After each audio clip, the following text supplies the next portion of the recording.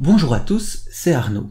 Il y a quelques semaines, nous avons vu que les packages Entities, Hybrid Renderer et Unity Physics sont toujours en preview, ce qui signifie qu'ils ne sont pas prêts à être utilisés en production.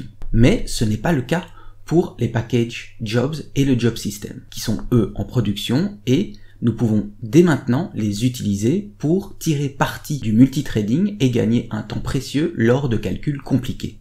Mais encore faut-il savoir comment extraire les résultats d'un job pour une utilisation sur la thread principale. Et c'est exactement ce que nous allons voir aujourd'hui.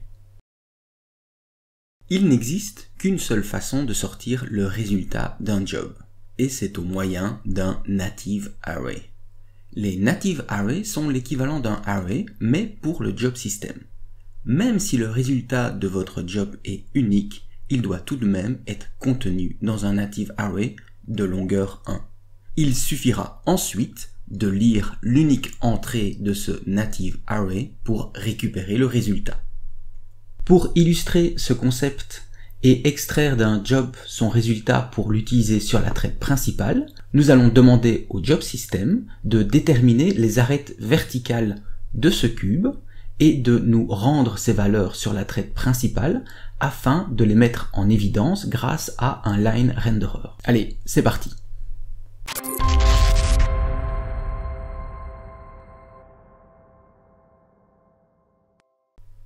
Commençons par créer le job qui détectera les arêtes verticales. Nous avons besoin de deux structs pour stocker les données des tests et leurs résultats. Le struct triangle va contenir 3 points formant un triangle extrait du mesh que nous allons tester.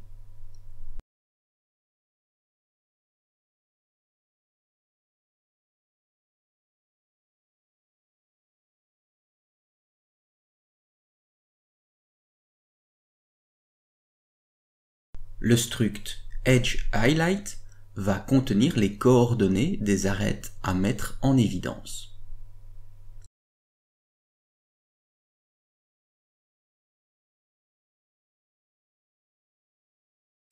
Vertical Edge Detector Job est un struct implémentant l'interface iJobParallel4 qui permet une exécution du job en multithreading. Cette interface nécessite la création d'une fonction execute qui prend un entier comme paramètre. Notre job va demander 3 paramètres lors de sa création. Un native array de triangle, le struct renseigné ci-dessus, un native array de edge highlight et un float qui renseigne sur la précision de la détection des lignes verticales. Dans la fonction execute, l'entier index va permettre de parcourir chacune des entrées du native array triangle et on va tester si les points du triangle sont alignés verticalement. Si c'est le cas, on crée un nouvel edge highlight et on y stocke les coordonnées des points pour les utiliser plus tard.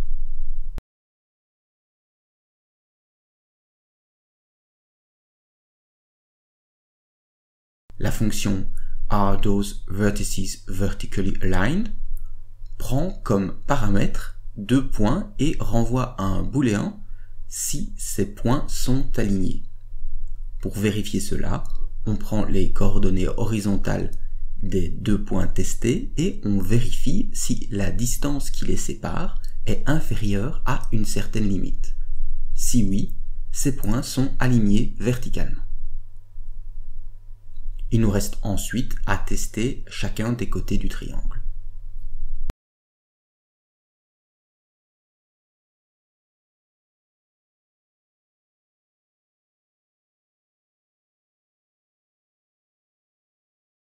Dans l'éditeur, créons maintenant le script MonoBehavior qui utilisera le job. Dans celui-ci, renseignons le mesh à tester ainsi qu'une préfab pour l'affichage des arêtes verticales et aussi la limite de détection.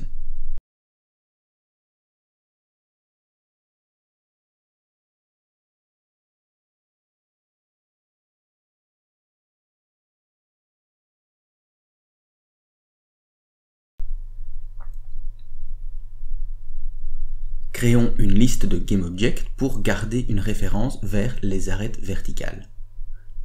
Dans la fonction update, on va premièrement supprimer toute instance d'arête verticale et nettoyer la liste.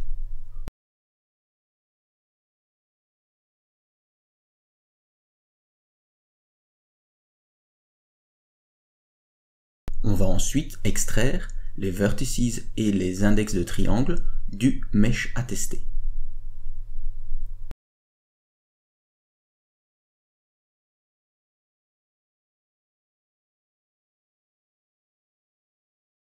Le nombre de triangles à tester est obtenu en divisant la longueur du tableau Mesh Triangles par 3.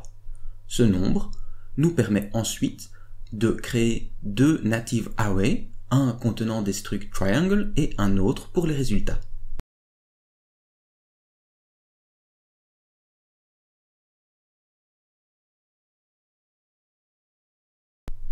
Allocator.tempJob signale au job system que ces native arrays seront supprimés dès que le job est effectué.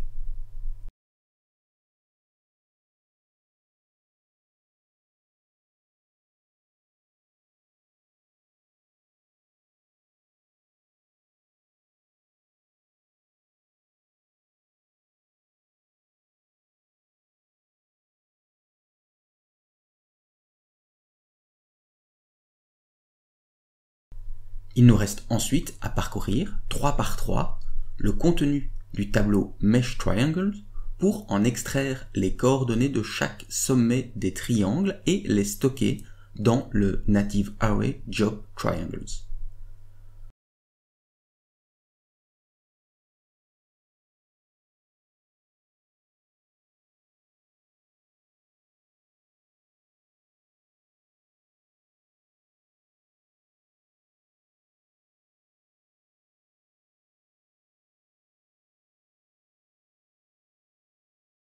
Une fois les triangles créés et stockés dans le Native Array, on va faire appel à notre job. On lui renseigne les différents paramètres demandés et on crée un job handle qui va planifier l'exécution du job. C'est à ce moment-là que nous renseignons la longueur du job triangles qui sera utilisé dans la fonction execute du job. Le deuxième paramètre est la taille du batch. Plus le travail du job est intensif, plus la taille du batch doit être petite. Le job handle doit ensuite compléter le job. Une fois le résultat du job récupéré, on vérifie si son contenu doit être utilisé et si oui, on crée une instance de la préfab, on récupère les données du résultat pour ensuite créer un line renderer le long de l'arête verticale.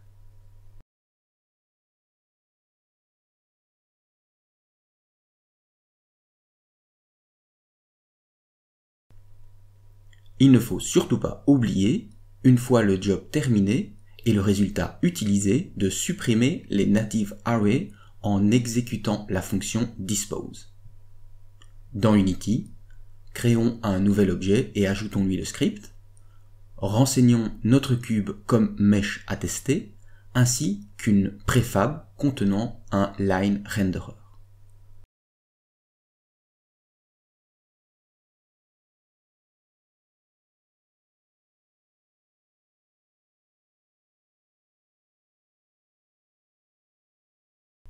En lançant la simulation, on voit que le job a mis en évidence les arêtes verticales du cube.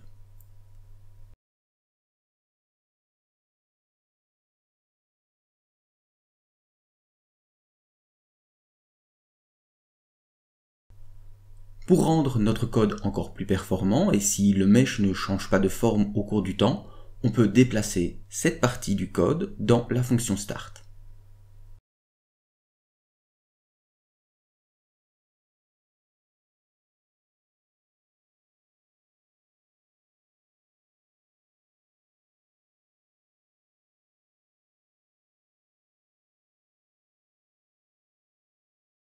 On peut aussi utiliser un système de pooling au lieu de détruire et recréer à chaque frame les arêtes verticales. Merci beaucoup d'avoir regardé cette vidéo, j'espère qu'elle vous a plu et que maintenant vous en connaissez un peu plus sur la manière d'extraire les valeurs du job system. Si cette vidéo vous a plu, lâchez un pouce bleu, mettez un petit commentaire, ça donne vraiment à manger à l'algorithme de YouTube et moi ça me fait vraiment plaisir. N'hésitez pas non plus à vous abonner si ce n'est pas déjà fait et à activer la cloche afin de recevoir une notification chaque fois qu'une nouvelle vidéo est disponible. Si vous voulez en apprendre plus sur DOTS et les jobs, il y a une série de tutoriels où nous recréons Asteroids, mais cette fois-ci en mode DOTS. N'hésitez pas à y jeter un coup d'œil. Moi, je n'ai plus qu'à vous souhaiter une bonne journée, une bonne soirée et à très bientôt pour d'autres vidéos. Allez, salut!